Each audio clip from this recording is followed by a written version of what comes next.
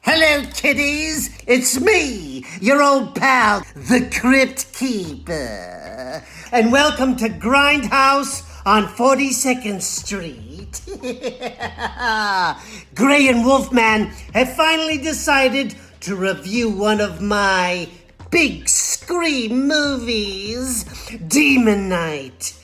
Now they get to watch a true scaramatic classic. And if they don't like it, I may just have to pay them a visit.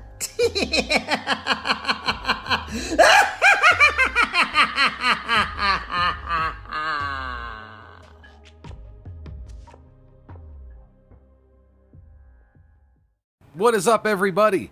I am Gray. I'm Wolfman. What's up? No excited waves. Big this thanks. time.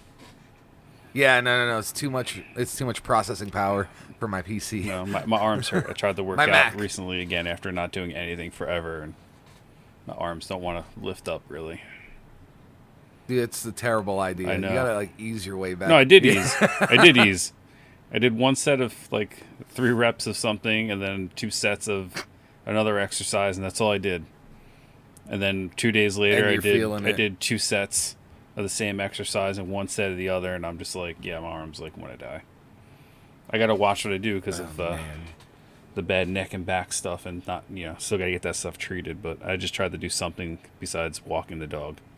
Anyway, total side note, and we get sidetracked already before we even introduced ourselves. But yeah. No, we introduced ourselves. That's not fair. Well, no, you know what I mean. You know what I mean. Yeah. I will give a shout out to DDP Yoga because supposedly, people who have those kind of pains and issues, it I used to do worked it. for them. I told you, it worked. It I was know awesome. you told It me was you had some it. of my best shape in my life when I was doing that and roller derby days back then. Yeah, but fucking derby's dangerous, man. Skating. You fall the wrong way. Yeah. And then you break yourself, and it just doesn't, Well, big thanks to our buddy, John Kassir, for giving us the awesome intro. We tried getting him for an interview, but he is a very busy person. Obviously, people, I said it before, actors in Hollywood or TV show, whatever, they're busy, but voice actors, since they can set up a studio in their home and do stuff at home and send it out, they're constantly working. So he always has stuff going on, but for him to take the time out of his day to give us a nice little intro, because we're doing Demon Knight, in the original intro, or the original greeting he did for us, he said, save me a seat when you guys watch Tales from the Crypt, and of course he shows up. So I just think that's cool, and thank you, John. You're awesome. That was pretty cool. You gotta actually send me that file so I can add to this for the YouTube people. Absolutely. And when we do decide to cover Bordello of Blood, we will still have a seat open for you. Yeah, we will. FYI, we will not be as kind to that movie as we are to this one. I don't know. It's really not a bad movie. It's just fucking Dennis Miller ruined most of it. The movie. It's pretty much it. Look, we're not breaking down that movie, no. But I will say 30 seconds. Dennis Miller, in my opinion, is a kiss of death to anything he is on. And it's not like it's not like I don't like the guy, but I don't think he's funny. I definitely don't think he's a good actor. Every role he's ever in, he's Dennis Miller, And the movie itself would have been better with even Jay Moore or just fucking anyone. But when we get to some trivia, I got some pretty cool facts about that, the whole saga. But yeah, John Kassir has ease our way. 235 actor credits. I didn't realize he had that many. Yeah, it's a lot. Oh, dude, he's everywhere. I mean, John was he was the raccoon in Pocahontas. He was in Rocket Power. He was Buster Bunny for the later seasons of Tiny Toons, which is weird because if you take the Crypt Keeper's voice and put it over Buster Bunny, it sounds like very similar. It is a So lot you of could, stuff. Did a lot of superimpose- games. A lot of games. Yeah. But let's ease our way into the pool that is Tales from the Crypt. Wolfman is a little older than I am. So Wolfman, what was your very first exposure to Tales from the Crypt? The HBO series, not this movie though. Right. Yeah. Do you remember it, like the year it came out? Oh, I don't have the slightest idea. I just, you know what? I just looked it up on Amazon, and I don't. It came remember. out in '89. Yeah, so I thought that, or wasn't sure. Should have just said that. Yeah. Yeah, So ran for what, like 5 years, 6 years? 7. Yeah, I know it had 7 seasons, but I didn't seasons. know if it actually did. They did 7 years though, so I guess they did. Okay. Yeah, 89 to 96, and it had 93 episodes. Yeah, there's a DVD box set up on Amazon for $90, all 7 seasons. That's a fucking deal. I know. Because I have 3 of the seasons. I actually have 1, 2, and 3. Yeah, and you can buy the other I 4, do but need it's to get about the rest. $15 to $22, $25 each. And Exactly. the box set is literally those same DVDs, just all wrapped up in the same. Yeah, Yeah. it's all together. Yeah. So it's like, do I spend $65, $70 and get 4 DVDs, or do I spend the extra $20 and just get the complete set and then give out the other Who knows? ones I have? Who knows? It's Amazon. It could be just one at that price, and the next one could be more. It's true. It's I should never true. say anything. All these sons of bitches, our fans, are gonna buy it from us. I mean that in the kindness of sons The of nicest- bitches and fans. But they raise the Yeah. prices. Like, Yeah. whenever something starts getting cool, that's why, like, we got to keep our LD collection on the low, and we got to keep the, the video discs on the low and stuff like that. At least till we get what we want, then we can jack up the prices. We're recording this on a Monday, but it probably won't be on YouTube for a few days. We will be doing Facebook Live again. It's on Tuesday nights now, starting at 8, and it's every other Tuesday. So it fits in with our schedule of, doing more work and stuff like that.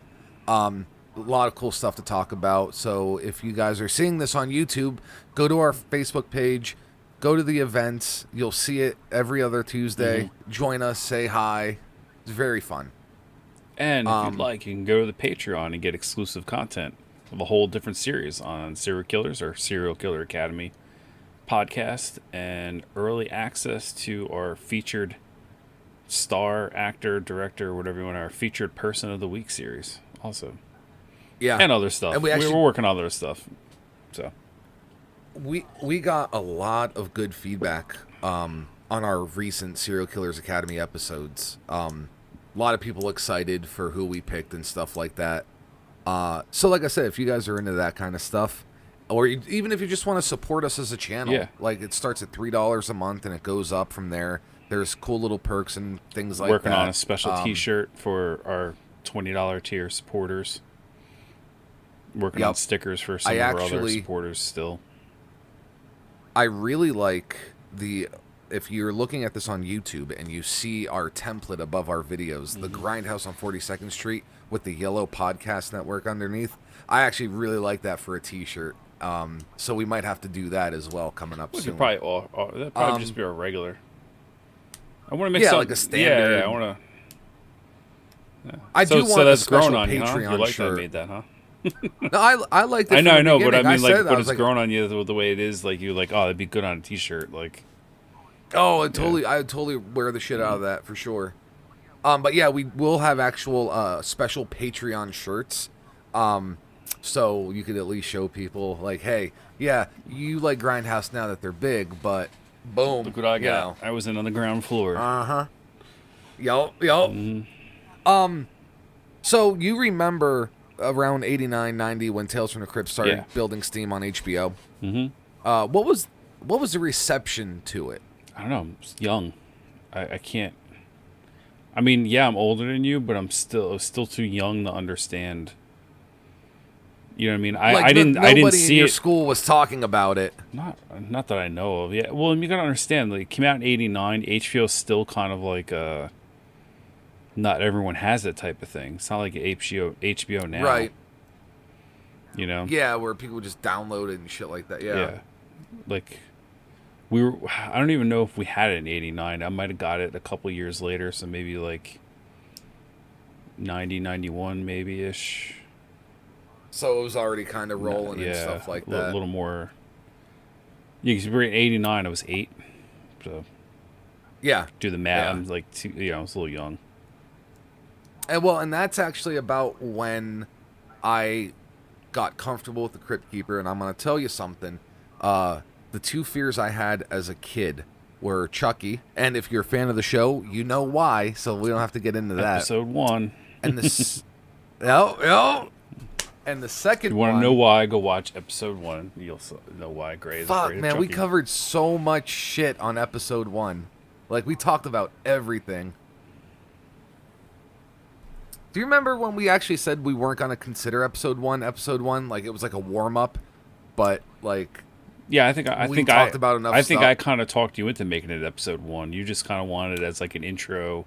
But I'm like, why just make it episode 1? We'll start the ball rolling from there. Like, you know, we talked enough movie to stuff ourselves. Yeah, but we talked enough movie stuff to like make it an episode. I think. Oh yeah, we talked about everything. Yeah, and like that's I think that is what gets the ball rolling. It gets everybody understanding, why we like what we like. But my second fear was the Cryptkeeper, not Tales from the Crypt, the TV show. Nothing in that scared me. But my aunt and uncle had HBO, and they would watch Tales from the Crypt, and when we would spend the night, we would be upstairs in my cousin's room playing like Super Nintendo or about to go to bed, and I would hear the music, and I'm like, oh, it's coming. And then I would hear John Cassier's crackling laugh when that casket opens and Cryptkeeper pops out, and that laugh, oh my god, dude, like I don't know what it was, like just the visual. And granted, I was like 3 or 4, because I was born in '87, so it was like '91, and for like a good 2 years, like just if he popped up on TV, went in the other room and stuff like that. But then there was an animated kid show, Tales from the Cryptkeeper. There was a lot of that stuff. If you go back to that era of like adult movies, got TV shows for kids. RoboCop. Yep, RoboCop was one. Toxic Avenger. That's two. Toxic Avenger and Tales from the Cryptkeeper are the two big ones that I can think of. But yeah, RoboCop wasn't necessarily for kids. At least the first movie wasn't. No, the first movie definitely wasn't. The second one definitely wasn't. The third one was a little more childish, but it's still an adult thing. But yeah, they made a whole like child toy line and a child animated, friendly, and then the video games like on the Game Boy and stuff. Like this like Nintendo. Yeah, Nintendo was. Oh my god, they always did that shit. Yeah. So after Tales from the Cryptkeeper, I was like, you know what? I actually want to watch Tales from the Crypt. And now I'm okay with at least the voice. And I asked my cousin. He had a bunch of VHSs of them because, he would actually record them. And I fell in love. I loved the fact that there were these little mini series. Like, they weren't like as long as a movie. And we could watch 2 or 3 in a row. And they were always different. It wasn't an episodic TV show. Mm-hmm.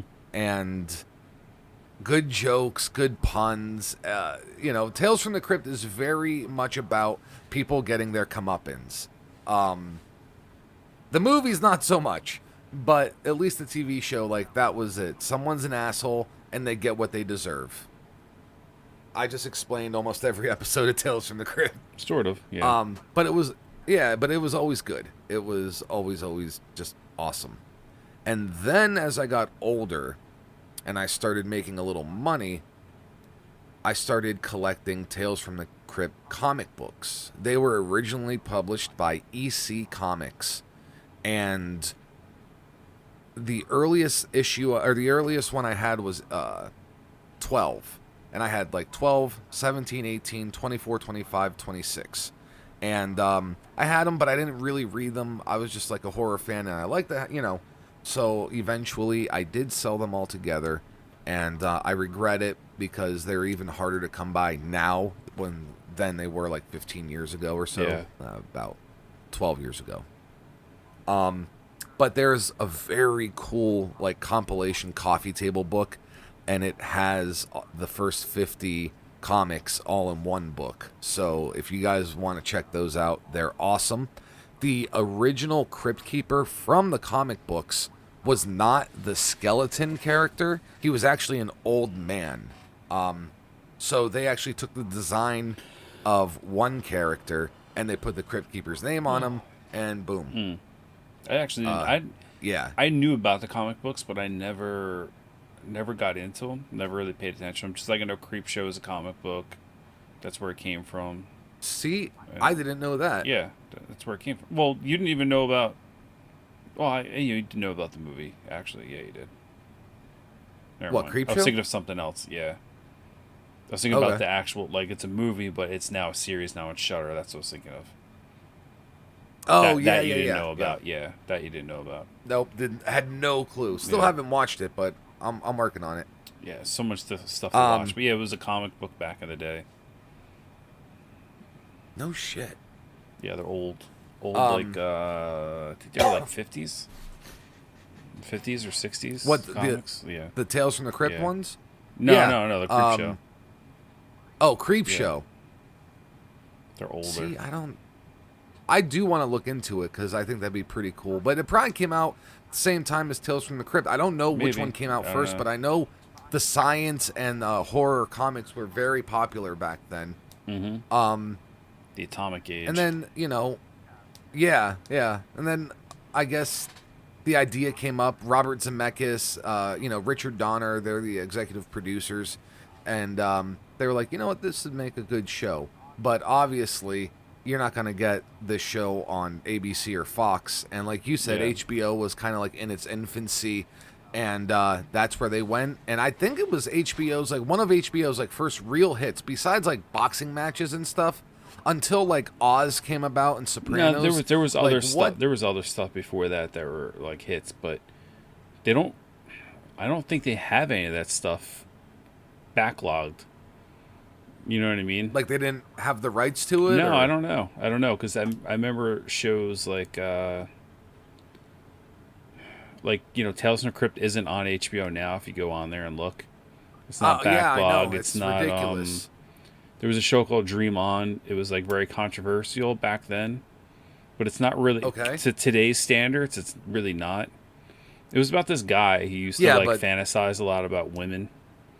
It was like a sex comedy. You know what I mean? But all this like shit would happen mostly in his dreams and whatnot. But it was just about his everyday life with his ex-wife, and I think he had a kid. Or I don't know. I don't remember. I was young. I just remember seeing it. But I was like, yeah. It was like, you better not be watching that shit. You know what I mean? Like your parents, it's like, you were young. You get to see some boobies here and there. Was that a big hit though? As far as I know, yeah. It went on for a decent amount of. I'm actually kind of curious. Because honest, you're not going to find it anywhere. Honest to God. Yeah, I didn't think it's like, okay, before Oz and before Sopranos and eventually all their like awesome shows. Like, what did they have besides Tales from the Crypt? And I always wondered, because I knew HBO always showed movies. They always had, a movie lineup. Yeah, I just didn't know they also had original programming. From 1990 to 96. Okay. So, yeah. Shit, I'm kind of curious like what HBO had back then. I would have did some more. I would have did some research if I would have thought we were going to talk about this stuff. Well, we honestly should spend a little time at some point talking about HBO and Cinemax, like the early days. So, Tales from the Crypt, like you said, 7 seasons, 7 years. It ended in 96. Tonight's movie, Demon Knight, came out in 95. So, this movie came out while Tales from the Crypt was still airing, even though it was in its last season and everyone knew it was the last season, for, at least at that time. And Bordello of Blood came out when it was already off HBO. You know what's funny? If you go on HBO's so far, if you go on their Wikipedia on HBO, there's nothing before 2000 listed on here. See, that's like weird. Curb Your Enthusiasm is the earliest thing that's listed on here. What year was that? 2000 it started. I mean, they're still doing it now. Really? They got more. Yeah, I know. I didn't think it was that well, old. it took about like 6, maybe not that long. Maybe it was like 3 or 4 years off at one point in time, where they didn't have any seasons at all. Okay. And it came back. Yeah, the show was out for a long time. Damn. I see here it says that HBO launched November 8th, 1972. So that means there's like Really? 28 years of HBO. I didn't know it was around. Yeah. I thought it was like an early, like 80s thing. Yeah, I didn't realize I it was guess that it old. didn't pick up steam until the 80s. Yeah, well, you see, know? here's some other former programming. It's showing animation. They're showing. Well, they had Todd McFarlane's Spawn. That's an excellent series, Yes. actually. That's a good one. There's some stuff on here. The anthology, Perversions of Science. I remember that vaguely. The Tales in the Crypt is listed. Perversions of Science. Yeah, it was like a weird sci-fi show. What is it? We'll give it a little. It was almost a like an anthology, like science fiction horror anthology television series that ran on HBO for one season from June 7th to the 23rd. It's a spin-off of the horror series Tales from the Crypt, also shown on HBO. Because its because episodes the are based on originally- the EC comics. Yeah, weird science, weird Yes. fantasy, incredible science weird, fiction. yes. That's what I remember. It was like weird. Because It was cool, but it was weird. But it was. Yeah, I don't think yeah. I don't think they had the technology really to really make that good at the time. You know what I mean? For a 22 to Just 30 minute doesn't- TV show, It yeah. just doesn't. Yeah, here's some others. Yeah, Yeah, I like mean- yes, there's Arliss was a good show. It's from 96 to 2002. It's about a sports agent. It kind of precursors like Entourage a little bit, but it's different. It's more about the agency themselves. I think it's Robert Wool's his Okay. name was like the main character, and then there's like the Asian girl that's in something now, and I can't remember. And she looks exactly the same. I can't think of her fucking name. She's a good actress. Yeah, Robert Wool is the main guy, and then what is Sandra Oh? Sandra Oh, she was in the show. Oh, yeah, but yeah, it's yeah. kind of funny. She looks almost exactly the same now as she does in that show. Yeah, she has an age. Unless she was just that young in the show, like not That makes be- sense, yeah. like sound like stereotypical, but Asian people usually age pretty well, and then all of a sudden Yes, they get like listen. ancient out of nowhere. Like, Yeah, it's like Yeah. they go into a hyperbolic chamber and just come out yeah, old. Arliss, Dream Now, On, 1990. I'm wasn't- just sorry. I'm just going. oh. It's turning into an HBO mid thing. Mr. Show was on Yeah. HBO in the Yeah. 90s. So that was one. But wasn't Dr. Katz on HBO? Was that a? It was a cartoon with like the drawing was like squiggly I don't line know. type It of just drawing. says, under animation, it says Animals, Spin City, The Life and Times of Tim and Todd McFarlane. If you go down further, maybe they don't have the rights to a lot of some of these shows. I don't know. Right, I right. don't know. Yeah. 'Cause, trying to yeah. look for some earlier So- programming on here. Yeah, Tenacious Well, I D had a found, brief thing on HBO. Remember that? It was 90, 4 97. episodes. Yeah, or 7 episodes. But yeah, I see Tales from the Crypt and Dream On, and then I see Tracy Takes On, which Tracy Yeah, Ullman, so the which is Simpsons where the got Simpsons started, got yeah. their start. Yep. So she had she had something on HBO. It was for her a own little little bit. like Mr. variety show type deal. Okay. And then, like I said, you still had, like the Larry Sanders show. I don't think they had a lot of stuff on here. I think it was mostly movies. But again, yeah, but they played a lot of movies, so they really didn't I remember to this make too. all their own original. The Hitchhiker. I remember this. It's a mystery horror anthology television series aired from 83 to 87 on HBO and First Choice in Canada. And it later moved to the USA network. I didn't realize it was an HBO show first. The Hitchhiker. So you probably saw it when you were younger on I saw it on USA USA or whatever. yeah. Okay. Yeah, but from 83 to 87, it was on HBO. I didn't realize that. It's like a horror anthology type of like Hitchhikers or something. I don't know. Yeah. Exactly. As of 2016, AT&T owns HBO, I guess, or they're like AT&T. Like they tried doing that merger with Time Warner for like 108 billion. And Time Warner had properties including HBO and Cinemax. So a lot more money came into the channel. The channel was doing good at 2016. They already had, Sopranos, and they had Oz, like we said. They had, they had The Wire. I mean, it's largely considered The Wire, the best show on television ever. Like, even above between Breaking Bad and The Wire. It's a good fight. The Wire was really good. Oh, yeah, dude, like, if you look at the top TV shows of all time, like, usually number 1 and 2, they switch, but it's usually The Wire and Breaking Bad. So, yeah, HBO, definitely cool. And obviously now, I think, Game of Thrones kept HBO, it made them a lot of money here in the last few years. I think the oldest thing that's on HBO now that you can go look up is probably Oz. Oz and Sopranos, yeah. Well, yep. Oz and The Wire, I think that's 96 or 7. Sort of predated. I actually know The Wire was after, but Oz was 2 years before. Oz was first. 2 years, yeah. Yeah. Yep. Yeah. So I remember when I was younger, a lot of the basic cable channels would reference Oz. Family Guy had a skit about it. Like, it was pop culture. It was the big talking point. Then reality TV for like 8 years kind of killed all TV. And there was a lot of good TV shows out when the big reality boom hit. And now it seems it's all about the talent shows. Fucking America's Got Talent, and America's Next Model, America's Next Cook, fucking just, so you think you can dance. Hey, what's up, Eric Welsh? I'm just saying, like, there's so much good TV out there, guys. Don't fucking waste it on that shit. But yeah. Well, actually, and if you like, was it Sacha Cohen? He had the Ali G show. Oh, Ali G show. That's where you first meet. Well, I think it was on British. It was on British TV first. Then HBO grabbed it for like a season or two, and then that was it. I don't know if it got canceled or went back to British TV. I'm not a huge fan of him. He does have some stuff that's really funny, and then other stuff I really don't care. He's really hit or miss with me.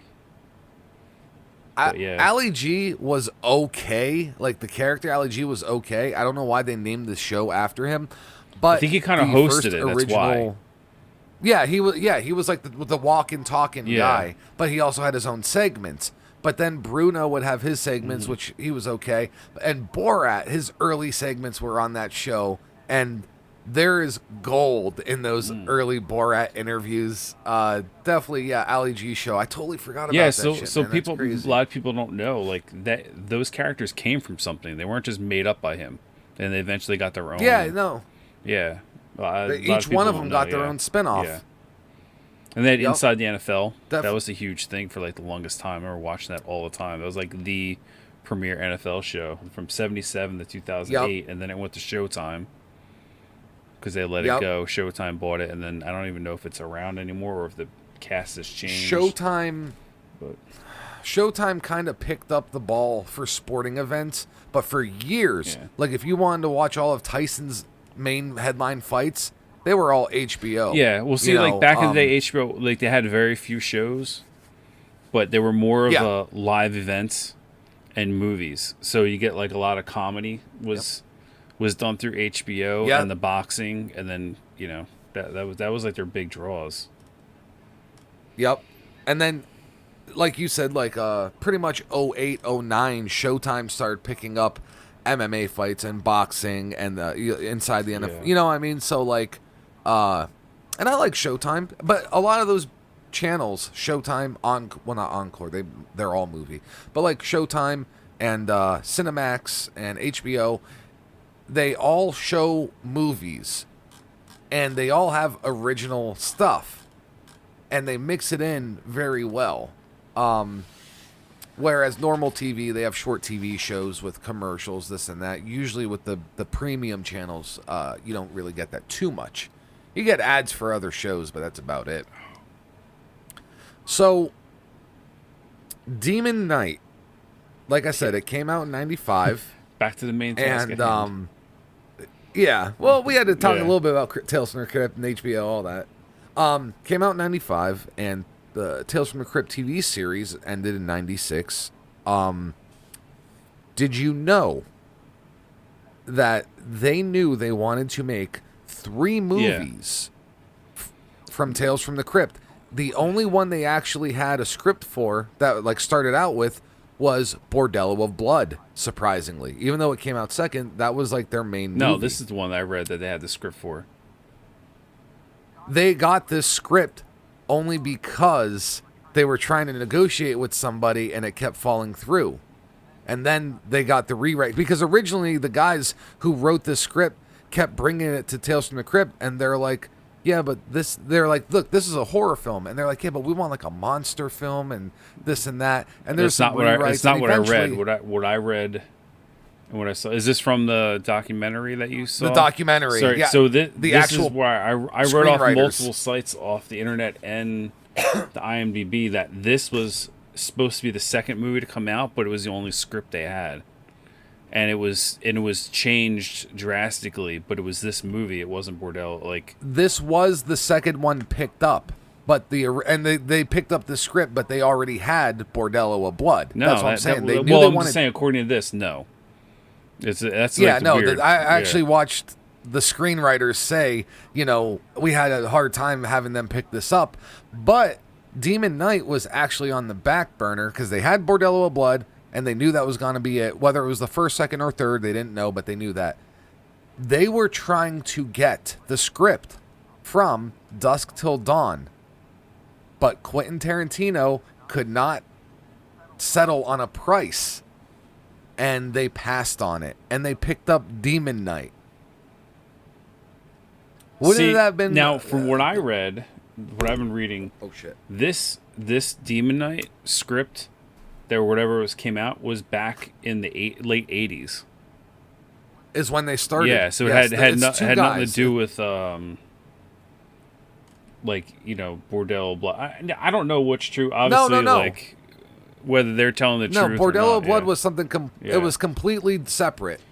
Zemeckis and them had Bordello of Blood. They knew it was going to be a Tales from the Crypt movie, and they were trying to get From Dusk Till Dawn, but they couldn't get the price right, and they needed another movie in the series, and if that movie did well, they would have had enough funding for Bordello. So they got Demon Knight, and like I said, the original screenwriters wrote this as a basic, like a horror movie, and Tales from the Crypt and the producers, they were like, it doesn't feel very Tales from the Crypty. We don't have the comeuppance story, which that's fine, that's not a big deal, but it needs to feel more like a Tales from the Crypt production. And that's when they started doing the rewrites, and they rewrote it, they said, like 6 or 7 times before they kind of finalized it. I thought that was pretty cool that in a parallel universe out there, From Dusk Till Dawn could have been a Tales from the Crypt movie. I don't know if it would have made it, do better or do worse. I don't think it would have been as good. I don't know how that movie... Because it wouldn't have been made by Tarantino. What's his name? Rodriguez? Yeah, I think Rodriguez is the one that directed it. Tarantino was just in it, and he wrote it and helped write it. He wrote the original screenplay. I'm pretty sure Robert Rodriguez directed it. I believe it is. Yes, it's not a Tarantino directed movie. No, directed by Rodriguez. The screenplay is 100% from Tarantino. Yeah. No, he wrote it, and he's in it. Yeah. Right. And Demon Knight, they were trying to pick that up. And, actually, if you watch the movies back to back, you kind of could see how this could be in that Tales from the Crypt type of movie. But like you said, maybe Robert Rodriguez wouldn't have directed it, and it could have been completely different than what ended up happening. It wouldn't have worked out. Yeah. Definitely. Oh, we're definitely gonna be covering From Dusk Till Dawn, within the in the future. So let's talk about some of the people who were in. Well, this, hold on. I want movie. to go back and read what I found about this movie that contradicts a lot of it a little bit. What, the pre-production stuff? Yeah. So, what I was reading here, and this isn't, it was more than one thing that picked this up, is so, unlike the episodes of the HBO series, the story was not adapted from the pages of the EC Comics. The first draft of the script was written in 1987. Right.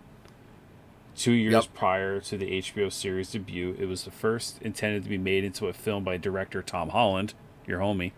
From Child's Play. Yep. He planned to shoot it as a follow-up to Child's Play in 1988. Holland hired an FX team to do preliminary sketches, but he ultimately went on to direct the box office bomb Fatal Beauty in 1987. Next, the script wound up in the hands of Pumpkinhead screenwriter Mark Carducci, who sat on it for several years before it was given to Pet Sematary director Mary Lambert.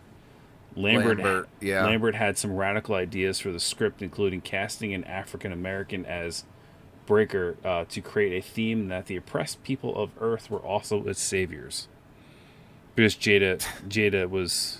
Yeah. Whether they planned on Jada Pinkett, whatever, I'm assuming the character was black. You know what I mean? So then, Breaker would have been black. It would have been keep handing on. Right. Yeah. Makes sense. And once Lambert, and then but then hold on, and then Lambert went. Lambert did. What's that? Sorry. I want to say, but I think after that, like after Pet Sematary 1, her next movie was the sequel. That's what I'm trying to get into. You cut me off. Oh, okay. Yeah. So I'm just saying. Well, once Lambert went on to direct Pet Sematary 2, which was a theatrical bomb, she could not get people to invest in the film. That's what I was trying to finish. Yeah, that's what I was. And then the script later. I'm trying to think of what else she did. I don't know, because that's all she's like. I mean, she's probably known for more, but that's all I know her from. Yeah, is those fucking movies. Actually, by hearing her name, I would never have known like anything she did. You know what I mean? Like, she did a bunch of music videos. I'm trying to see if there's a. Well, she did Pet Sematary 1 and 2. Yeah, Pet Sematary. Urban Legends, Bloody Mary. I think that's the sequel to Urban Legend. I think. Yeah, that movie. Not even the direct sequel. It's like 4 or 5 later. Whatever. No, yeah, maybe. Yeah, I don't know. Mecha Python vs. Gatoroid. I mean, that's good choice. Yeah, good choice, Mary. The Attic. I think I've seen that movie and it was pretty fucking terrible. Yeah. Halloween Town 2. Yeah, I'm not even going to spend too much time on this, but yeah, she really didn't do much of anything on it. Mostly music videos and maybe some television. Right. I'm not going to spend any more time on that. I'm going to go back into reading this. So then the script went on to Charles Band's company, Full Moon, who did Demonic Toys and Doll Man. Just talked about that. Yeah, Puppet Master. That's their big. But budgetary constraints held up the production in limbo. When it finally made its way onto the desk of Joel Silver's Silver Pictures, it was optioned to be the second in a trilogy of Tales from the Crypt theatrical spin-offs. Universal Pictures executives thought the script had more potential than the other two films, Dead Easy and Body Count, because Bordello Blood wasn't even like a thing at the time. Those were the original two they had. Dead Easy would later become Bordello Blood. They took some parts of it. So, like, that's why I'm like wondering if they misremember or if they're like whatever. But that's maybe they thought they just figured we already had Bordello, but it was It was called Dead Easy in the beginning. But that's why we're like, Bordello was already gonna happen. So like, but it wasn't gonna happen. It was like filmed, neither one of those got made, and then once this got popular, then the other movie got made. So there's all sorts of conflicting. But what I'm saying is that the screenwriters were going off of the company when they started shooting Demon Knight. They already knew that there was gonna be the Bordello movie. Maybe they should have said it was called Dead Easy at the time, or this or that. But like they said that what would be Bordello, like that was like their. Well, I'm big just saying. I hope read and dream. elsewhere that Bordello wasn't even an after. Wasn't like they wanted to make 3 of them, but until they made some money off of Demon Knight, that's when they. Yeah. Even though it wasn't And critically accepted, that's when Bordello really got made. And maybe there was a script floating around, but it wasn't guaranteed, is what I'm getting at. No, no, it wasn't guaranteed, but they knew that they wanted to do the other movies, and Dusk Till Dawn was originally one of them, and that created another spot. And the writers did go on to say that even if the movie Demon Knight didn't perform as well as expected, with what they produced with the budget they had, more movie companies were confident that they could do something if they were given an actual budget. Which I agree, you know. So Universal, we said the Universal executives thought the script had more potential than the other 2 films, Dead Easy and Body Count, and it says neither of which was ultimately produced.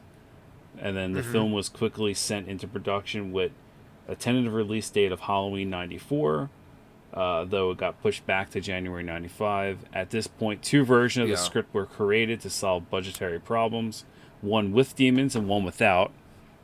Hold that thought. Jesus Christ. Next, I know you're about to say, how the fuck do you have a movie without demons and named Demon Knight? Just call it Night? I mean, what the fuck? So, in the latter, the collector was a Bible salesman who was using a legion of fellow salesmen clad in black suits and sunglasses, later revealed to be demons, as his minions. A film called Demon Knight with demons that looked like killer yuppies made everyone nervous, so Universal pitched in some additional money to get some demons on the screen. Goddamn right. So, yeah. Goddamn fucking right. And you know what? Although he wasn't huge at this point, Billy Zane was money well spent. Well, that's pretty much every critic something... says that he's the saving grace of this movie. So even if they hated the movie, they enjoyed Billy Zane in this movie regardless. So, but it is quite an ensemble cast, though. You know what I mean? Because like it's not just Billy Zane. You know, you had, like you said, Jada Pinkett. She's in there. Dick Miller, who, if you've ever watched any movie from the 80s, Billy Zane. We'll go over the top cast, like rated down. So it's Billy Zane is like your big star of the movie. Then you have William Sadler as the main guy that hands off in the beginning to Jada Breaker. Breaker. You have Jada. She's Jada Pinkett then at the time, not Jada Pinkett Smith. Will Smith's wife. Not Smith. Yep. You have CCH Pounder. It's the black lady. That's her actual. It's like abbreviation. I'm not familiar with her. If you see her, you know it because she's been in stuff you've seen. No, I know. Yeah. I never know the name. Yeah, it stands for Carol Christine Hilaria. That's her birth name, so they just call her CCH. CCH, yeah. CCHP. Yeah. Sounds like a fucking... it's a RoboCop. Like a skateboard magazine. Yeah. CCP. Oh. And then you have Dick Miller, obviously. Yep. And then you have Thomas Hayden Church. And you know what? Boyfriend. A lot of people are like, man, this movie really fucked up his career. No. Spider-Man 3 fucked up Thomas Hayden Church's fucking career. Don't put that shit on Demon Knight. And then there was the girl that played Cordelia, and I didn't look under her. I mean, maybe she went on to other stuff, but I wasn't. Oh, yeah. She's pretty good looking in the movie. And I'm not going to, I'll give her that. But and I you know what? I was going to look for something, and now that I'm here, I'm going to. One of those cops in the movie, the one that actually survives most of the movie, you know what I mean? Looks very similar to the pudgy cop in the Ernest films. And I know it's not him. I know it's not. But I just want... Gary Farmer is his name. Let me just see where I would maybe know. It's just kind of funny, actually, because you mentioned the cops. So I looked up another cop.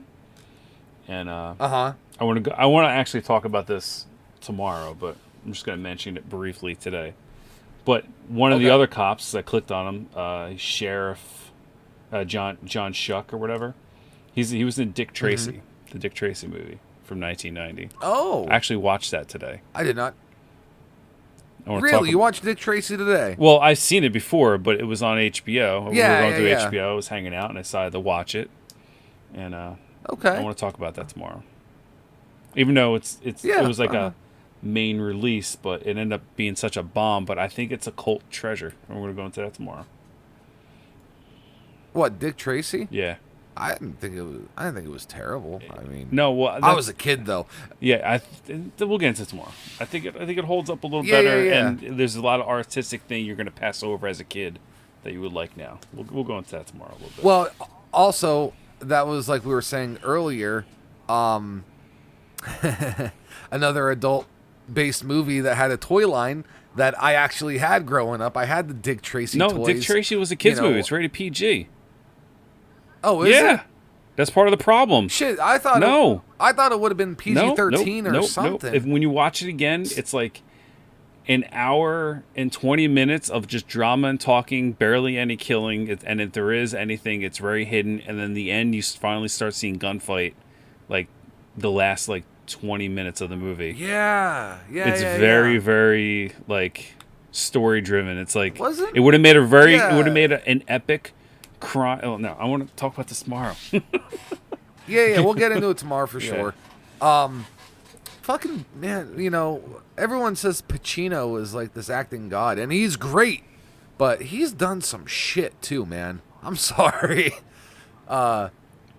Most recently, I enjoyed him he in was Dick in that Tracy. Adam Sandler movie. I enjoyed him in there as that. Yeah, he was all right in Dick Tracy, but in that Adam Sandler movie that came out a few years back, where Adam Sandler plays the sister and the I didn't see it. I try to avoid Adam Sandler movies like The Plague. He plays lately. himself.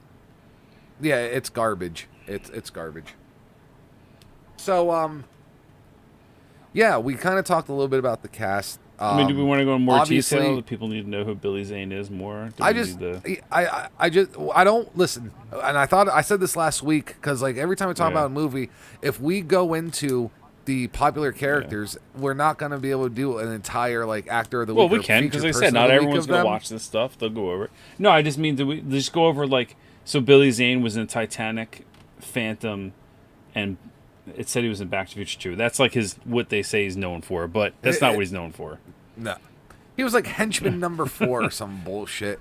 But the documentary, at least one of the guys took credit and said, yeah, Billy Zane got that villain role on Titanic because of this movie. And he probably did. I don't know if he was saying that fucking around or if that's actually a thing. He makes an awesome villain, by the way. He is an awesome villain. I know him from Sniper. He was in Sniper with Tom Berenger, and it's an awesome movie of them basically dueling each other in the jungle. I do remember that Phantom movie kind of being a stinker. Yeah, it was a bad superhero movie. It's funny. You go back and watch it now, it's hilarious because it's bad. You know what I mean? It's one of those. One of those. But yeah, we'll end that with that. I do want William Sadler. Everyone. Hold on. All right. Hold on. Okay. Because we're talking about Billy Zane. I want to hold on. Rob's gonna dance for us. You fucking ho-dunk, po-dunk, what, when there, motherfuckers? He's been talking about that for weeks now, people, to do that. If you watch Demon Knight and you rewind that scene 10 times in a row, it is the perfect... I swear, he had to practice that in the shower while taking a shit, eating breakfast. Maybe not. Maybe it's just perfect. It could have been off the cuff, but if it was so fucking perfect. Fucking ho-dunk. No, I don't know if it was... I'm not saying it was off the cuff. I said maybe he just did it, and that's how it sounded, and it just worked. You know what I mean? I'm not saying he practiced That's what I'm saying, off the cuff, just right off the fucking... It's perfect. It's fucking perfect. Yeah. We're going to get to that point in the movie. I'll probably gush again. But I had to do it just there because we're moving on. Saying. So then you have William Sadler, who he plays a good guy and a bad guy. He's one of those guys who can flip back and forth, but he makes an excellent bad guy. Die Hard 2, he's the villain, the main villain, and he's awesome in that. He was in Shawshank Redemption. He was in The Mist, And then he's also known as the Grim Reaper from Bill and Ted's Bogus Journey. So he does have some comedy to him too. I mean, he's got 176 acting credits, so that's no slouch. The dude's pretty good. Oh yeah, no, he's been everywhere.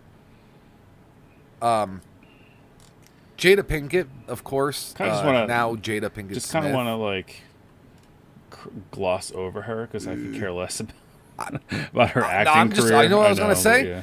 I was going to say Jada Pinkett Smith is known for being married to Will Smith. Yeah. Next, we have Thomas Hayden Church. She has 48 actor credits, but it's just like she's never really done anything good. Listen, and then she was a failed musician in the metal world. Rob's like, oh, she never even brought that up. She tried to make a new metal band, and Will Smith went on stage with her at an Ozfest one time and came out and he got booed off the stage. Apparently, I heard. I think there's video of that somewhere, but yeah, it's the story I heard. Perfect. Yeah. Go metalheads. And I'm not saying she's a bad person, but she's like, when you're at Walmart and you ask your mom for Halle Berry, and they're like, we have Halle Berry at home, and that's what you get. No. When you ask for Halle Berry and they're all out, and they're like, well, we got Jada Pinkett instead. That's like a great value. Yeah. You're like, no, I'd rather Halle Berry. Okay, but fine. The one thing, actually, you know what? I forgot. Not that I forgot her in it, but she did. Is the one thing she did really well is Gotham, the TV series. Oh yeah, she was in that, and she plays Fish Mooney, and she's awesome in that show. She does a really good job of that. Well, that show was just really good in general. If anyone's not seen it, it has a Bruce Wayne as a kid after his parents died, and all the main villains are kind of like young or they haven't really become anyone getting yet. Started or whatever. Gotham's still transitioning. There's no Batman yet. You know, it's more about It's good. It's more about James Gordon's tale. You know, because he's not commissioner yet. He's just a detective. Yeah, he's detective sergeant whatever. Yeah, he's just Detective Gordon right now. You know, no daughter, no nothing. To see what would have happened to Commissioner Gordon if Batman was never around. Because if you watch Gotham, you would honestly think that he's not a billionaire, so he couldn't be like the same kind of superhero. But I could totally see him, ruling with an iron he's a total fist. badass in that show. Commissioner Gordon, dude. He's fucking awesome. The dude that plays him, and then his actual wife in real life is in there. She's the girl from Deadpool, and okay, he played, what the hell is his name? Ben McKenzie. He's awesome. Okay. And then his wife is Marina Barkin, but I don't know how to say her name, but everyone knows who I'm talking about, especially if they saw the Deadpool movie. It's Deadpool's girlfriend / wife. So next we have Thomas Hayden Church, and I was gonna throw CC Pounder in there, but I would say. I mean, maybe not as big of a character in this movie, but definitely a bigger actor. Yeah, she's a bigger act. Well, she's like the main lady of the. She's bigger. She's a bigger character than Thomas Hayden's character in a way. Yeah. Even though he has a pivotal role later, but yeah, she had a big role in The Shield, which was an excellent show. It's very similar to The Wire and whatnot. She's in the Avatar movies. She was in RoboCop 3. Yeah. No, but I mean, well, let me guess. So she was in Jake and the Fat Man too, right? She might have been. I mean, I can look. She has 140. And there's your one per episode. She has 140 actress credits. So I mean, she's kind of iconic, black woman of the time. You know what I mean? Especially on TV. She did more TV stuff than movies. Yeah. But she's an excellent actress. No Jake and the Fat Man. I mean, I'm sure if I looked hard enough, we can find one in this movie. But yeah, even if she was an extra, uncredited, I'm sure she's there. Everyone was in that motherfucker. Yeah. I mean, maybe Dick Miller was. I feel like that's our next character. I was saying Thomas Hayden for last. I thought he has the least. Dude, Thomas Hayden's been one of my favorite movies of all time. No. I mean, when you go through the list, I just pulled them all in order. Oh. They usually kind of bill him highest. Thomas Hayden was was the last one on here. Dick Miller's the better actor. He unfortunately died. Well, yeah, but I think it was 2016 or 19. 2019, January 30th. Yeah. Yeah, just last year. Yeah. And basically, like Dee Wallace, if you've watched any movie from the 80s, you probably know who Dick Miller is. Terminator, Gremlins, The Burbs, The Howling. I mean, I can go into more, but I think that's... Yeah. He worked a lot with Roger Corman. We have to spend time talking about him at he's some gonna have point. a very, Not tonight. He's going to have a very long episode. Ooh, maybe a two-parter. Yeah, there's so much stuff to talk about him. Yeah. Dude, we probably wouldn't be here doing a Grindhouse podcast if it wasn't for, There's a handful of actors, and he's probably did. one of them. Definitely one of them. Yeah, well, actor, director, producer, Yeah. I mean, writer, you know what I mean? So, yeah, definitely got to go over Corman. All right, so now we can go into your Thomas Hayden Church. You can talk about your favorite movie with him. Well, so he was in a movie in like the 1980, but he didn't do anything for a long time after that. Until 1993, he plays Billy Clanton in Tombstone. You love that movie. Tombstone, if you watch... dude, go back to episode 1. I say it. If I can get you a towel with the picture of Tombstone on it, you would jerk off into the towel with it. You'd wrap it around your cock. Oh, dude. I'd walk around. I would walk towel. around and have that towel hanging off my erect penis like a towel rack, and it would stay hard. Val Kilmer as Doc Holliday is one of the coolest characters ever to be on I film. agree with you on that. Hands down. I'm your Huckleberry. He actually really did nothing before. He did a bunch of TV before Tombstone. Yeah. That's what I'm saying. Like, Tombstone was his big thing. Then he had Demon Knight, that fucking Brendan Fraser, Georgia Jungle. Honestly, I mean, even then, like, Demon Knight and Tombstone probably weren't really big for him. What got him popular was this TV show Wings, I feel like. Wings? Like, it was from 1990 to 95, because that all predates Tombstone. And well, Tombstone was 93, Demon Knight 95, but still right in the middle, like building up his actor stock. Yeah. Wings from 90 to 95 is probably his most, like, of the time. And then he's been in kids' movies. He's been in regular, like adult movie, whatever. Not adult movies, but, he was in that Brandon Fraser 2001 movie, Monkey Bone. Oh, yeah. Well, right below that, he was in 3,000 Miles of Graceland. That movie was awesome. That was a fucking good one. I haven't seen it. Dude, hold on. Okay. You've never seen that? Do you even know what the cast is to this? Well, is Graceland as an Elvis, right? 3,000 Miles to Graceland. It's about bank robbers, and all of them are dressed up as Elvises. And they rob. It's Kurt Russell. Tombstone. Kurt Russell. No. Yeah. 3,000 Miles to Graceland. It's Kurt Russell, Kevin Costner, Christian Slater, and black dude. I can't think of his fucking name. Where is he?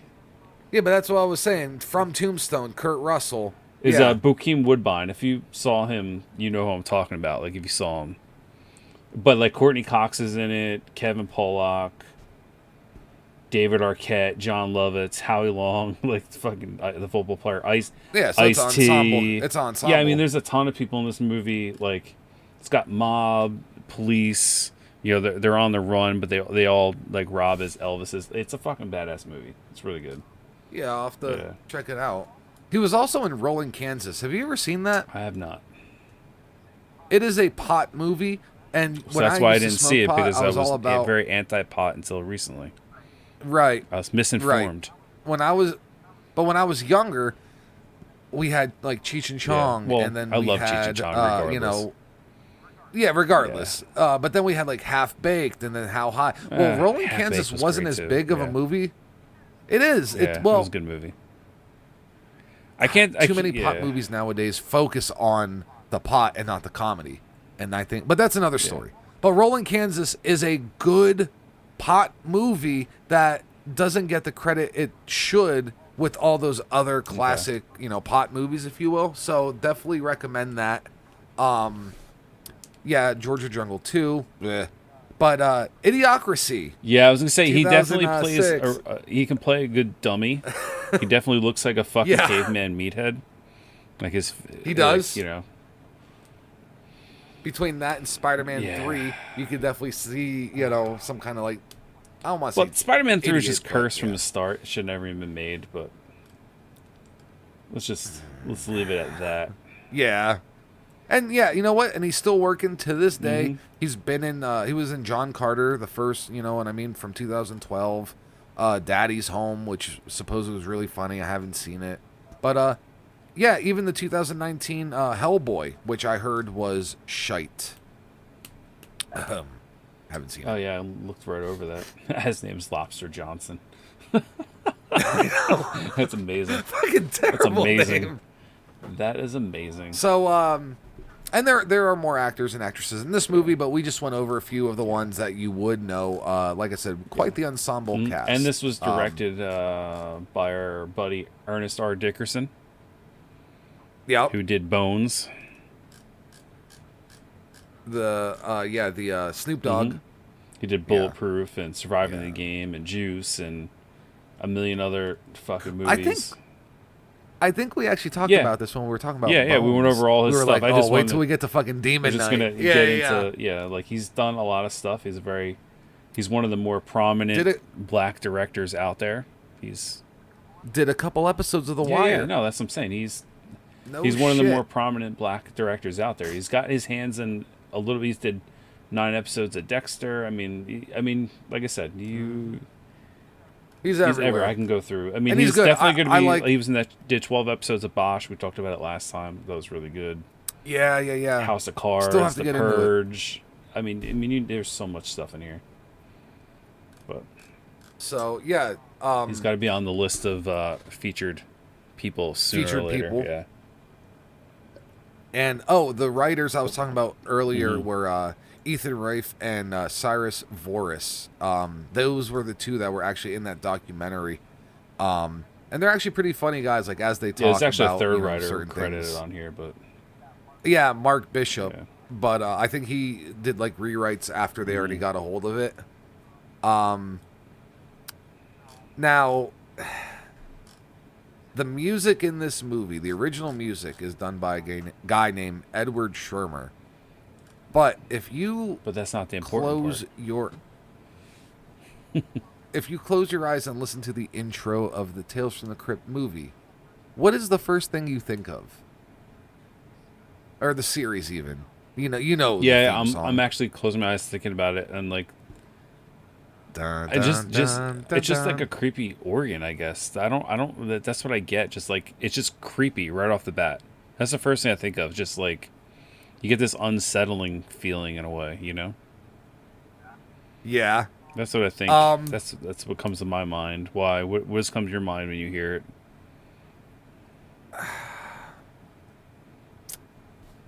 Fuck! I just had it, and I was thinking.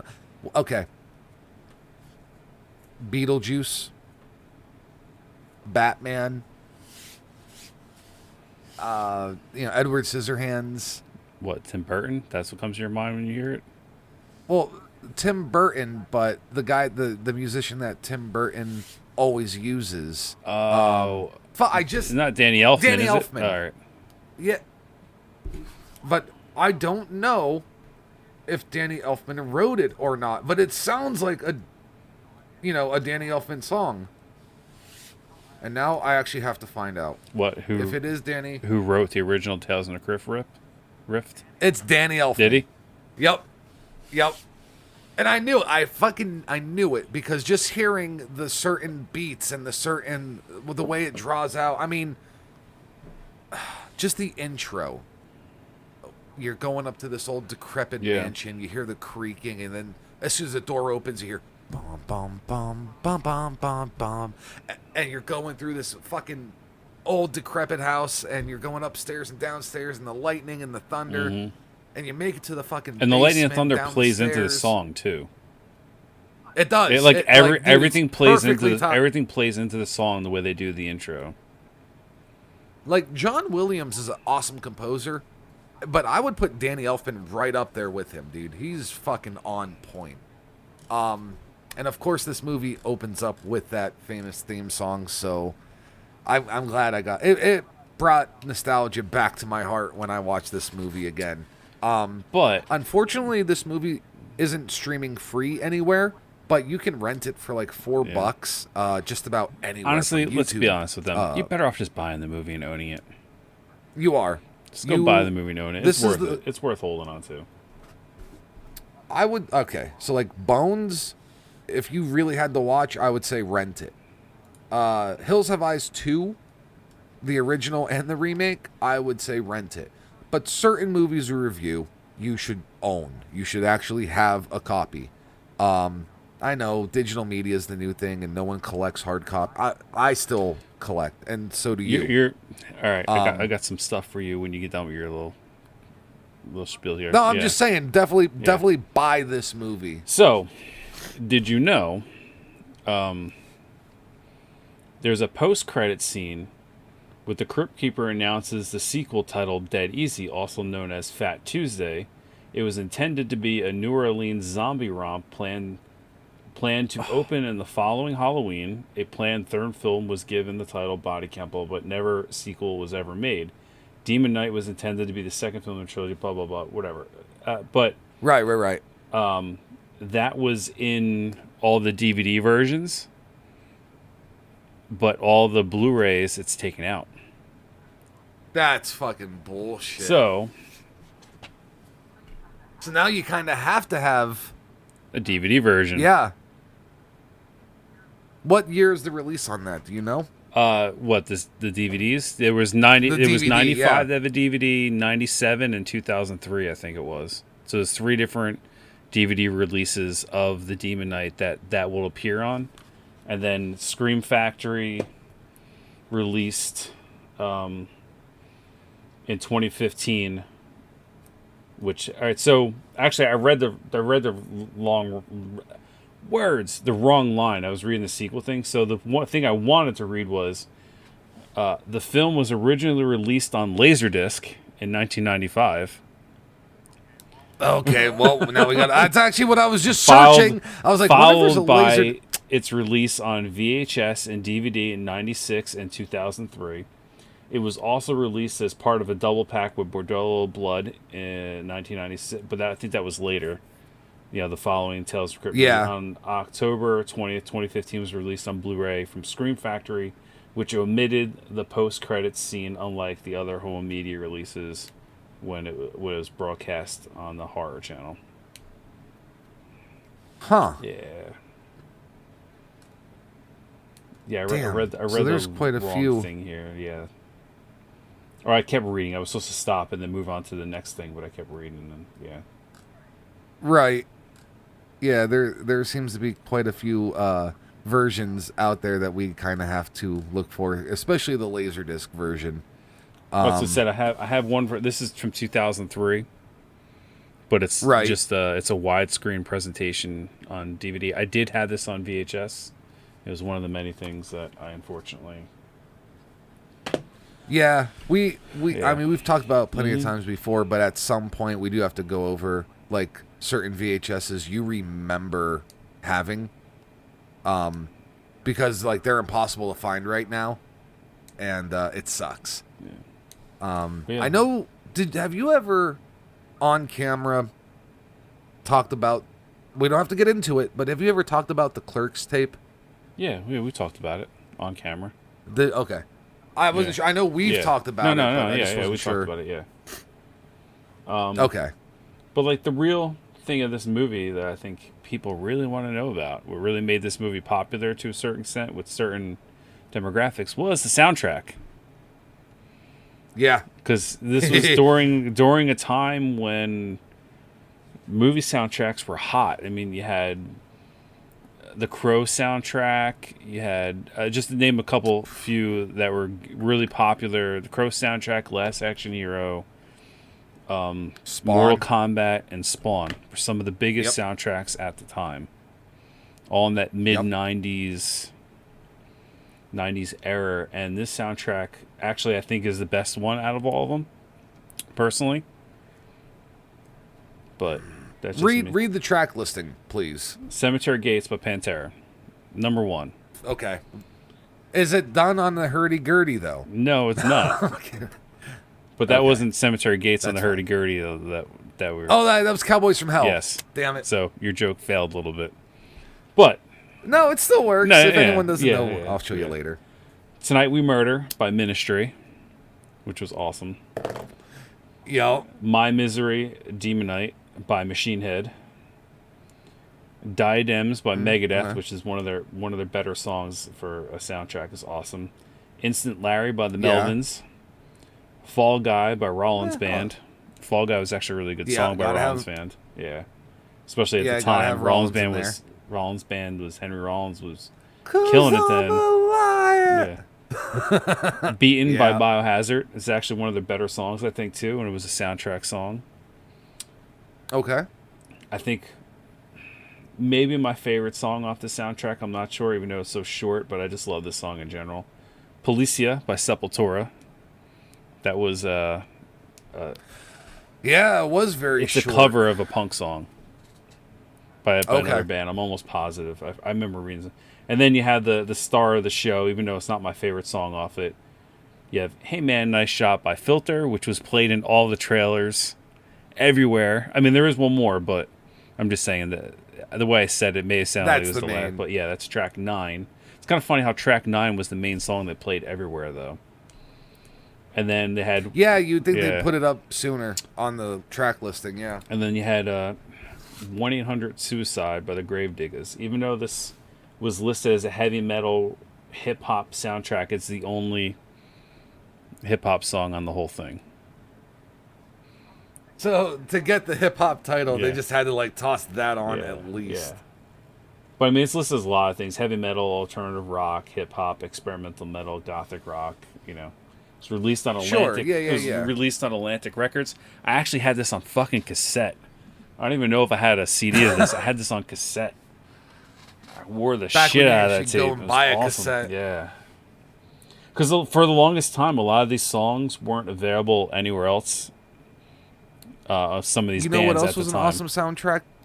What? Oh yeah, no, dude. If you wanted to hear certain, listen, I'll tell you, I bought the Beavis and Butthead Do America soundtrack on tape because I love.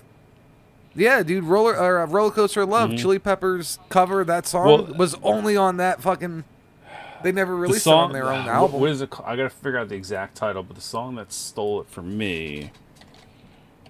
Oh, and Rob Zombie had a song on there. White Zombie had a song on there, obviously. The other one was obviously Wayne's World. Wayne's World soundtrack was great. Well, the Black Sabbath with Dio of the remaster of Time Machine is like one of the greatest songs ever written. The fucking song is so badass. That's yep.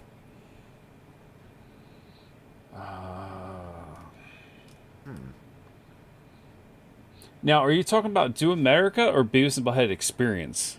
What CD you're talking about? No, Beavis and Butthead. Do America? Beavis and Butthead Do America. Okay, because they had the Beavis and Butthead Experience also, which was awesome, actually. Oh, see, I didn't have that. I'll tell you what that is in a second. Well, we're going to go over this Was that just off the TV show?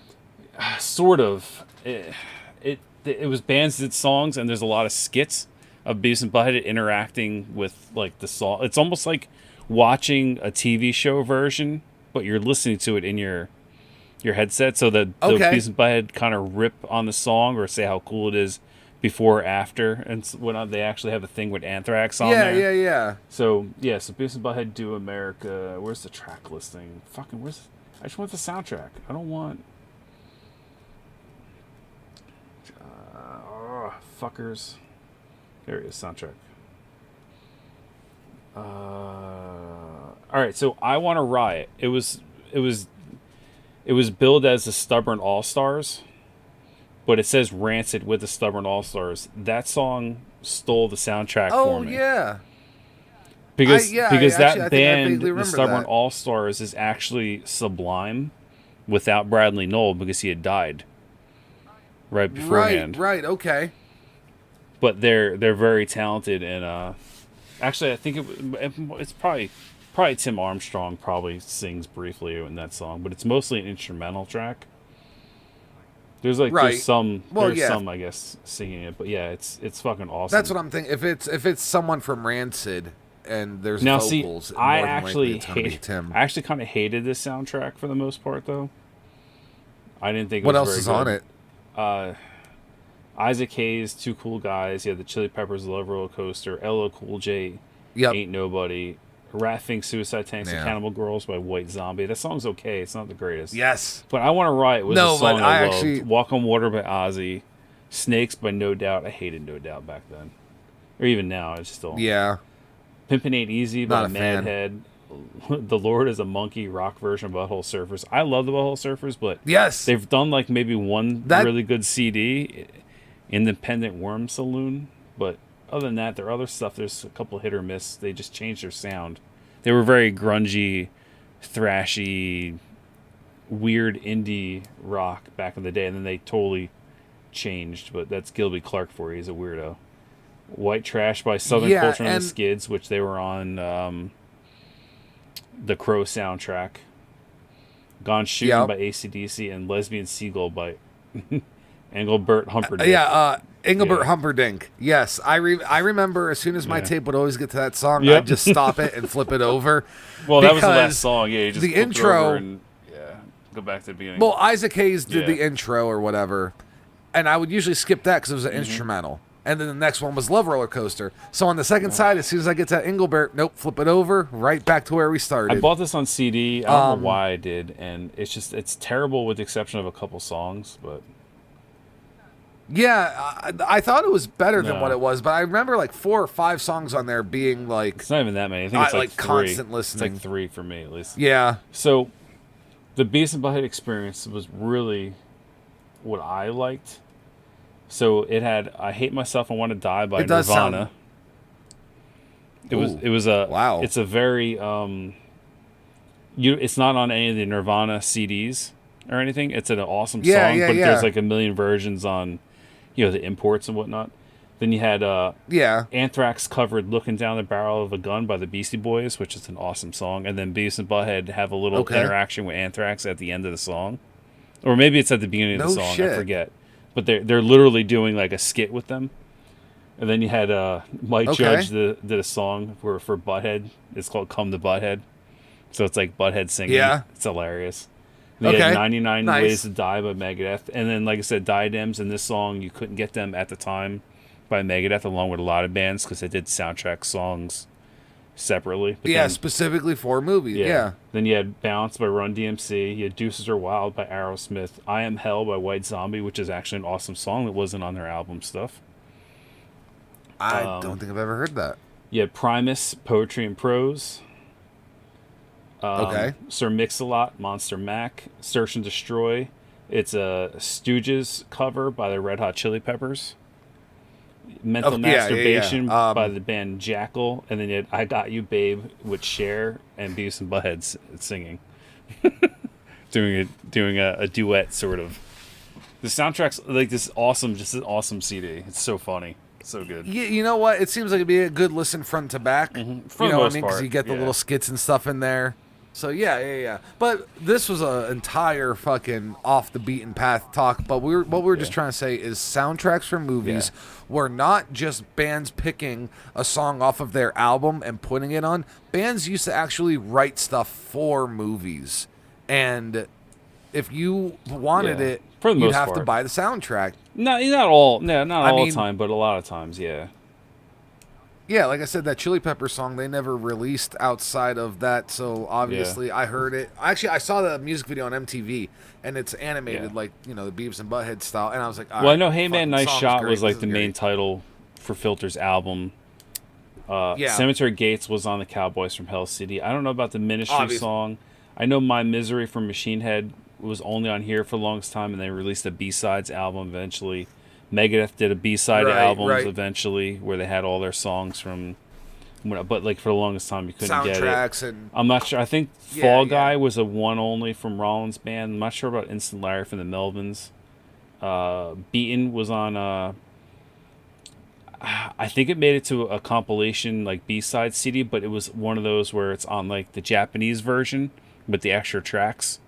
So you have to get the import on an album. So that was you couldn't get. And Policia was the same way. That was on eventually. It was on a comp of like B-sides for Sepultura, or best of. I forget what it was, but it was on there.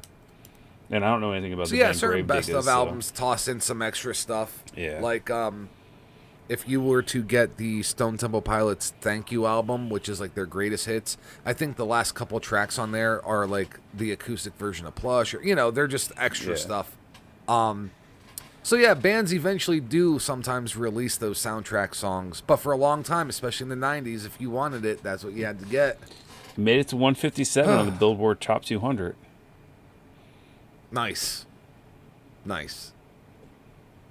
Anything else that we want to cover about Demon Knight before we start our breakdown? So we can go through some trivia here. I haven't read these yet, so there might be a little bit of silence here and there, but we have purposely released on Friday, January 13th, because Tales from the Crypt movies were originally to be aired, or to be tied with traditional horror weekends such as Friday the 13th or Halloween.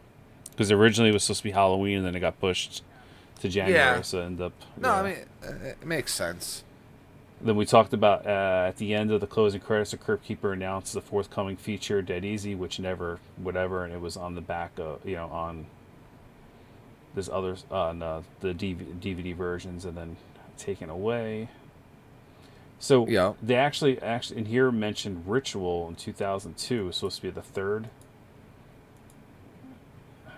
Demon Knight movie. There's actually an IMDb page for it. That's crazy. I don't even know. Did this actually come out? It says Tales from the Crypt presents Ritual 2002. I didn't even know this existed. I thought they only No. I wonder if this is what it was supposed to be. It's just one of those IMDb pages. Oh, okay. Yeah. So maybe it someone has just a made story. some info about it. It's like a full-on page. It has quotes, goofs. What? All right, we're gonna have to do some more research on this because, as far as I know, there was only 2 movies, and everywhere we were just read, it said 2 movies too. Right. But anyway, I'm gonna bookmark that for future reference here. I'm gonna get to the bottom of this thing. Maybe we'll make a video on that or something. All right, so so birds had nested in the rafters of the set, which caused audio problems. So before each take, the crew had to shoot off blank gunshots to startle the animals and get rid of them. Yeah, it's kind of funny, or quiet them down. So they filmed this movie in an old airport hangar. They got most, like 99% of the movie or something like that was filmed there, and they were allowed to film day and night. Yep.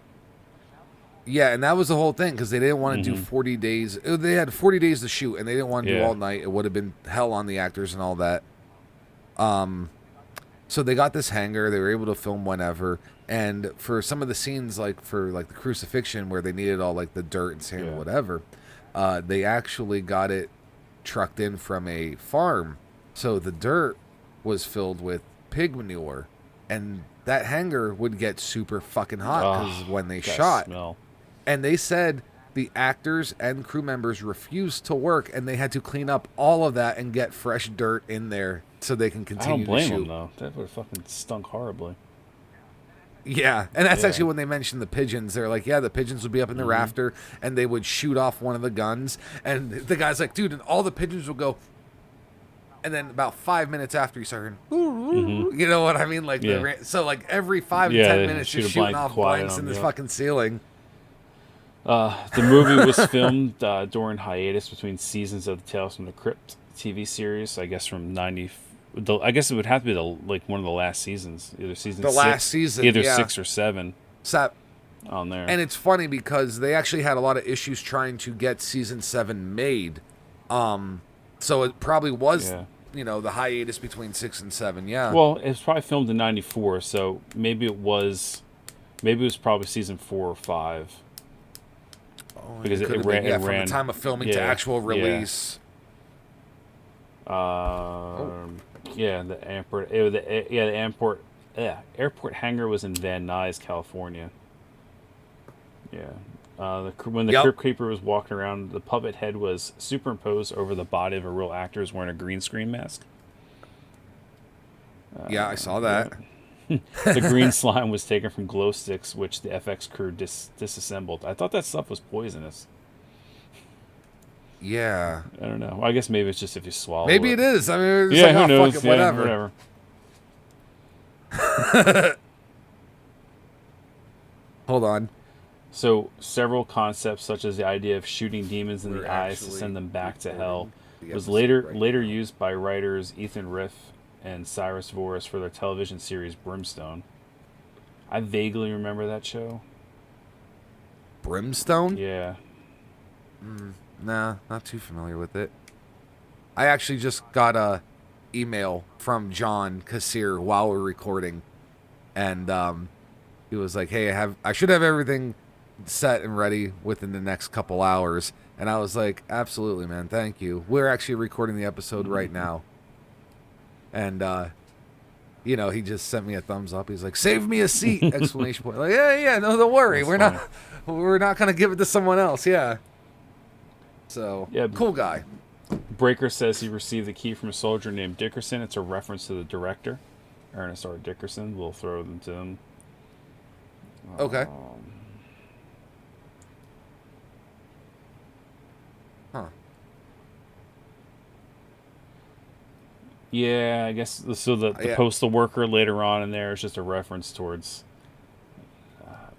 maniacal postal workers. Like they find the cache of weapons in the attic. Yeah. Yeah, about the And that, obviously, postal in, like, the workers late going 80s and postals. 90s. Yeah, that was a big issue here in the United States. Postal workers going crazy and shooting up their jobs, or blowing them for up quite a while. Mm-hmm. Hence the I term. did see Hence the under here term postal became like an actual going postal. Yeah. Yeah. Under here it says Billy Zane's personal favorite film/performance of his own. What And this he's was? done a lot. This He was in Titanic. Yeah. He said this was his favorite. Well, you can tell he was having fun when you watch him act in this movie. He was having a grand old time. Yeah. This isn't William. And it also says. Go ahead. No, I'm saying, and I remember the scene, and obviously if you watch the movie, you know it, but Danny, when he's in the attic, he's reading one of those original Tales from the Crypt comic books. But it was probably made for the movie, obviously, to fill in for the scenes. But I couldn't get a good look at the cover, because I was like, oh, what issue is that? I couldn't see. No, it might have used something original. It might have been. Who knows? Yeah. This isn't William Sadler's first time in a Tales from the Crypt tale. His first appearance was on the pilot episode as an executioner, credited as Bill Sadler. So it's kind of an interesting little tidbit there. Yeah. In an earlier draft of the movie, Frank Breaker's name was originally Silas. This is revealed in the movie novel adaptation. It contains many scenes that would have inflated the budget. So I guess there was more to his storyline, I guess, in the novel version of this. Well, and I think that's funny because the budget of this movie was 21.1. No, sorry, that was the box yeah, it's 13 office. Or 10. It's either 10 or 13. Should be the budget. I just had it up. Yeah, budget was 13 million estimated. It grossed 21 million. Opening weekend was 10 million. But it didn't get a worldwide release though, unfortunately. Yeah, just in the States or whatever. Anything else? I'm reading, it just talks about how HBO and Cinemax aired Tales from the Crypt, through 2014-15, making a brief semi-comeback for Tales from the Crypt briefly on HBO. It's not really... okay. Yeah, that's just, information on the series itself.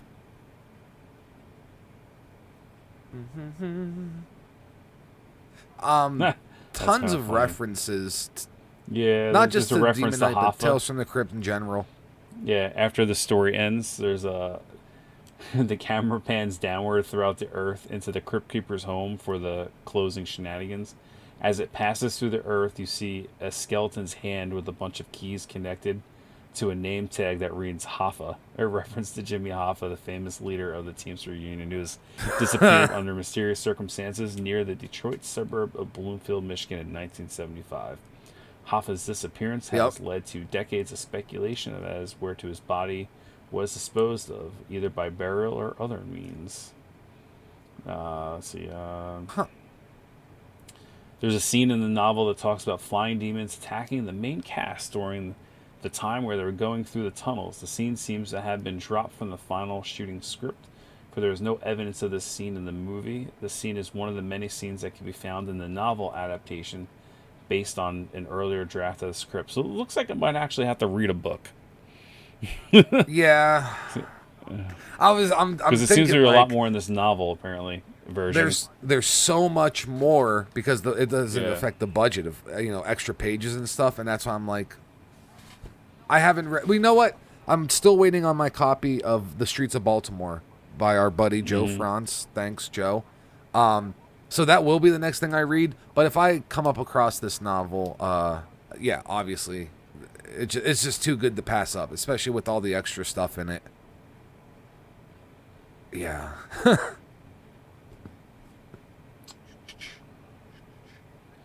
I think that's pretty there's much a couple it. things on here. I'm just it just takes a second to read these, whether they're worth going on air here or not. Like, yeah, well, that's what I'm saying. If we have to read all of them, No, then there's only a couple reread more. them if they're worth actually talking no, they're about. short. There's only like 3 or 4 more.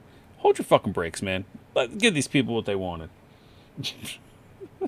Yeah, but dude, know. you're telling them a bunch of shit that we don't even find useful, and that's what takes up the time. No, I find we could some of just this say stuff if you go on useful. IMDb, there's more, but No, I didn't read these at all yet. This is my first time seeing them. That's why. So it's not that that's what I'm saying. The trivia. Yeah, that's so what. they're not all not. No, but I useful. said you have to read them. You have to read them. Then you have to reread them Yeah, if they're that's worth fine, but they're not rereading. that That's what long. I'm saying. We have to go through. You know what? I would be done by now if you just let me read these off and finish instead of getting so impatient. You fuckface. Yeah, there's some long ones. No, in here. I'm at the bottom of the list. Like I'm past all of them. Right? I know where you are. I'm looking at the Hoffel one. There's like 3 or 4. Yeah, I'm way- 5. I'm way Oh, I past- already mentioned the Billy Zane one. Yeah, I know. Oh yeah, that's kind of funny. I didn't like. She's kind of a big woman anyway, but I guess they fitted her like CCH pounder with a fat suit to hide her arm. I never really noticed. I thought they just like stuck it in there and hid it. You know, I never really noticed that they put her in a fat suit. I never thought about that. It's something to look at in the movie to see if it's noticeable. Because we've had some. It's not like Ice Cream Man. Yeah, that's what I'm saying. We've had some noticeable it's cases. Ice Cream Man and then Frankenhooker with the fat girl's suit. ass. Remember? Like where it looked like they just Yeah. shoved 2 couch cushions like in her ass, and then the Ice Cream Man, the kid looked like he was wearing just a pillow under his t-shirt. Like, when you film stuff on a camera, you see what it looks like. Like, why not say, like, oh my god, it looks terrible, let's fucking get rid of that. Yeah, fat suits back in the day, man, they just... Well, not even fat suits, because Ice Cream Man, like I said, it was a pillow. It's not even a professional fat suit. I could literally do that effect right now in 10 seconds if I go get a pillow off my bed. But, yeah, she was a little portly of a woman, but I can see why, because they wanted to hide the arm, and that was a good effect. Yeah. Matter of fact, that's the one thing, like, I've said to myself when I was done watching this movie is I just miss practical effects. And I know a lot of independent filmmakers still use practical, and a lot of true horror filmmakers will always stay with practical. But a lot of these big budget horror, especially the remakes that are coming out, your Pet Cemeteries, your It's, your this, they're relying too much on CGI. And in my opinion, it just takes you out of what you're trying to enjoy in the first place, which is the thrill of the scare, or, you know, whatever. So these last 2 are actually really interesting. So in theory, either Bob or Irene could have been chosen had they survived. Irene was shown to have turned down the collector's offer, and presumably Bob was also given the choice, and the fact that he was not possessed would indicate that he turned it down as well. Because he couldn't be tempted by the collector, which is Billy Zane. He plays the collector in the movie. yeah. So they could have... It wasn't just her, I guess, in theory. And then in the film... See, I didn't even notice this. I was wondering who was on the... In this film, there are 4 collectors. The first one was in the crucifixion scene, and the second one was after Frank Breaker shot the Nazi soldier. The third one was played by Billy Zane, and the fourth one was the man in black waiting at the bus stop. So, the last one. It's like, nah, I'll take the next one. It almost kind of looked like Mario Van Peebles, actually. Actually, it might even be him, honestly. The last, when we were talking about in theory, I don't think Bob was the cop, right? No, the mailman. Fuck. Maybe it could have been Gary Farmer, Deputy Bob Martell. Maybe that's who they're talking about. Okay, yeah. Because Bob spoiler. We're about to break it Well, down yeah, anyway. we're Bob talking about the movie. and CCH, they sacrificed themselves to get rid of the demons. That's why I said had they survived. I don't think Bob could have been, because in the beginning of the movie they have interactions with Breaker, and Breaker's hand doesn't do the thing like it does with Jada. You know what I mean? Yeah, no, I'm just saying in theory, I guess, because they turned him down, they could have been, but yeah, she didn't have the stars at first. I don't think. I think she got it after. Yeah. No. She got it after, but I'm saying in the beginning of the movie, after the car accident and when they first get to the hotel thing, the interaction between Breaker and the cop, there's nothing happening on Breaker's hand, to signify like that's the one that he's looking for. You know what I mean? So, but with CCH, I don't think they ever had that interaction, so it very well could have been her as well. But I think they went with the right choice. Hold on. All right. I just found a hidden gem topic at the end here before we close this off on. All right, so I never put thought of who this was, but you remember the Bloodhound Gang, right? Yeah. Jimmy How can you Pop, not all? Evil Jared. You know they have this song about Yeah. Chasey Lane, the porn star. Yes. Dear Yeah. Chasey Elaine, I'd like to explain I'm your biggest fan. Oh, She's in love this that movie. song. She's one of the party girls during Dick's scene. Oh, okay. It's just funny. Like I didn't know who she was. I've always heard the song. I always laughed, but I never bothered to look her up. I never really cared. You know what I mean? Like I just thought it was funny. But she's in this movie as one of the party girls, and she was also in Orgasmo. She was Candy. I never put two and two together. Okay. I never bothered Dick to Miller look. scene. The last thing I was looking at was faces. So I mean, they could have had anyone. But it's just funny because with us living in this area, and plus with our Jackass fandom and CKY, the Bloodhound Gang was a big deal. Growing up around here. Oh, you know what I mean? So it's just kind of funny they had this song about her, and then see her in this movie. Very within the realm of possibility to have some of those guys on the show at some point, Jimmy or Evil Jared or whatever. But it's just kind of funny. It's just that's odd. Yeah. So on that note, I think that puts an end to part one. You have anything else? Yeah. No, obviously from the beginning, Patreon, YouTube, all of our audio streaming services. You know what? I know we always say we want to keep moving towards YouTube as our main platform, but I'm not forgetting about all of our audio-only listeners, because as of right now, a majority of the people who are checking out our content are still coming from Spotify, Apple Podcast, Google Podcast, Anchor. So I want to thank all you guys, and if you get a chance, go to our Facebook page, because right now we're on 9 different audio streaming services for podcasts. Pretty soon we're only going to be on maybe 2. But if there's something you listen to us on specifically because of the country you're in or whatever, message us, and we'll stay on that platform for you, to be able to continue to listen to our stuff. If you don't want to watch YouTube videos. Yeah, or depending on how the Spotify deal goes, we might have Spotify video. So we might. Right. So if you're already listening to us on Spotify, there might just be another option for you. You might as well. actually be able to see us if you're listening to us on Spotify, depending on how that whole Joe Rogan deal goes down. So we'll see. And that would be cool for people to have the option of either just listen or to watch, and it's it'd be the same thing, but just audio or audio. But yeah. So we'll see how it goes. We got some time before we get there. But yeah, other than that, Patreon, hit us up on Facebook, YouTube, all the good stuff. Again, thanks to John Kassir. Dude, you're awesome. I know eventually one day we'll get you on the show. And when we do, we're definitely going to have a good time. Gore's Pick of the Week. I still have Gore's Kill of the Week I'm working on from last week because it's going to be its own video. But definitely stay tuned because you're about to hear Gore's Pick of the Week. And make sure you tune in for part 2 because we're actually going to break down this incredible movie. Demon Knight, brought to you by Tales from the Crypt. All right. Grindhouse out. Later. See you guys.